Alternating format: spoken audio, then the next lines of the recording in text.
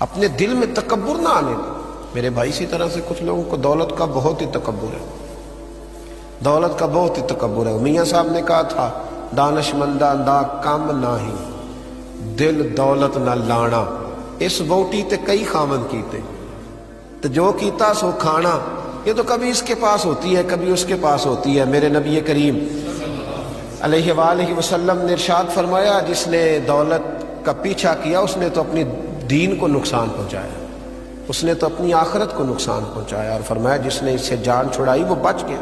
آپ دیکھیں کس قدر زیادہ لوگ وقت دیتے ہیں، دولت کا تکبر کتنا زیادہ آ جاتا ہے. پھر انسان لوگوں کے گھروں میں جا کے تلاش کرتا پھرتا ہے کہ یہ کپڑے کہاں سے خریدیں، یہ جوتے تو تم نے بڑے نکمے رکھے ہوئے، تمہارے گھر میں تو ایک جیسے برتن ہی نہیں ملتے، یہ فلاں چیز تو تم میرے ساتھ چلتے تو میں تمہیں بتاتا وہاں سے بڑی سستی اور خستی ملتی. لوگ پریشان کرتے ہیں، تکلیف دیتے ہیں، اذیت میں مبتلا کرتے ہیں، دولت کا تکبر اوڑھ کر آتے ہیں. تو پھر ہر چیز کو دنیا کی عینک سے دیکھتے ہیں. ایسے بیسیوں غریب میں نے آنکھوں سے دیکھے ہیں، غریب آنکھوں سے دیکھے ہیں. وہ ایسے غریب ہیں کہ ان کے پاس صرف دولت ہے، اس کے علاوہ کوئی چیز موجود نہیں، فقط دولت ہے اور کچھ بھی موجود ہے. فقط دولت کی بات کرنا.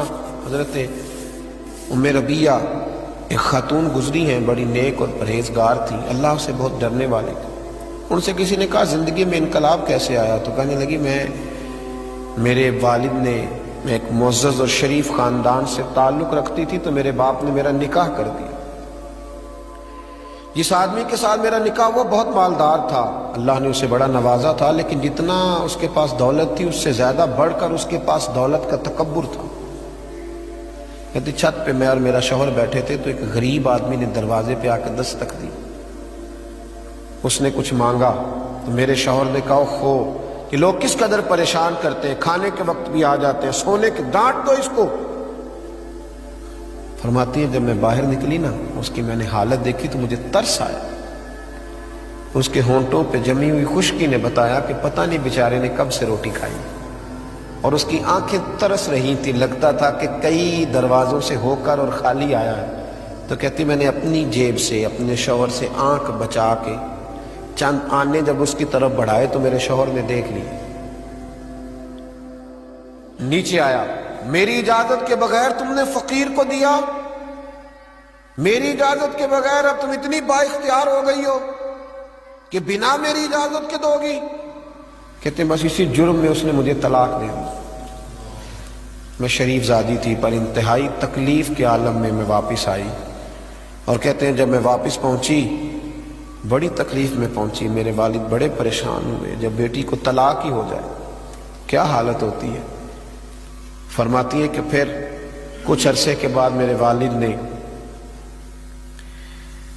تلاش کرنا شروع کیا، ڈھونڈنا شروع کیا، غور کرنا شروع کیا، لیکن کوئی مناسب رشتہ نہ ملتا تھا. کہتی تلاش کرتے کرتے 2 2.5 3 سال لگ گئے. ایک شخص نے بڑی رغبت کے ساتھ میرا رشتہ مانگا اور بڑی محبت کے ساتھ اس نے طلب کیا اور بڑی منت کی. کہتے میرے ابا نے طے کر دی.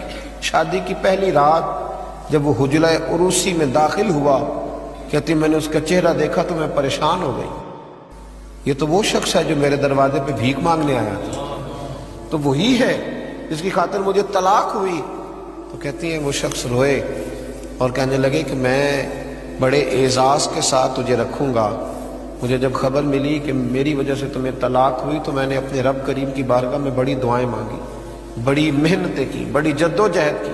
پھر میں نے کچھ مال کمایا، اس قابل ہوا کہ میں تمہارے ساتھ نکاح کر سکوں. کہتی ہوں میری بڑی قدر کرتا، میرا بڑا اکرام کرتا، بڑے اعزاز سے مجھے رکھتا. دنیا کی وہ ساری سہولتیں جو ایک خاوند اپنی بیوی کو دے سکتا ہے وہ مجھے دیتا، اور لوگوں سے بڑھ کر میرا وہ اعزاز کرتا کہ میں نے اس کی خاطر 2 2.5 سال تکلیف سہی تھی. کہتی ایک دن میں بیٹھی تھی چھت پہ خاوند کے ساتھ کھانا کھا رہی، فقیر مانگنے والا آیا دروازے پر، اور جب اس نے آ کے صدا لگائی تو میرا خاوند کہنے لگا اس میرے گھر سے کوئی خالی نہیں جانا چاہیے، اسے ضرور دینا اور جتنا مانگے تھوڑا زیادہ ہی دے دینا.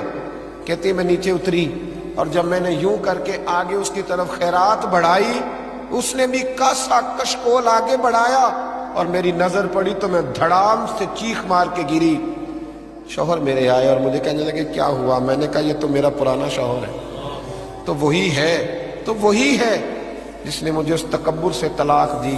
कहते वो दरवाजे पे रो रहा था और कह रहा था दुनिया वालों तकब्बुर न करना, दौलतों पर कभी भी इन दौलतों पर, माल पर इन्हिसार न करना। रब बड़ा बेनियाज है, वो जब चाहता है, जिसको चाहता है, जिस वक्त चाहता है नवाज देता है। कहती वो तड़पता था, रोता था, सदाएं देता था। मेरे भाई तकब्बुर न करे, दुनिया का ये वो गुनाह है जो सबसे पहले किया गया, बाकी सब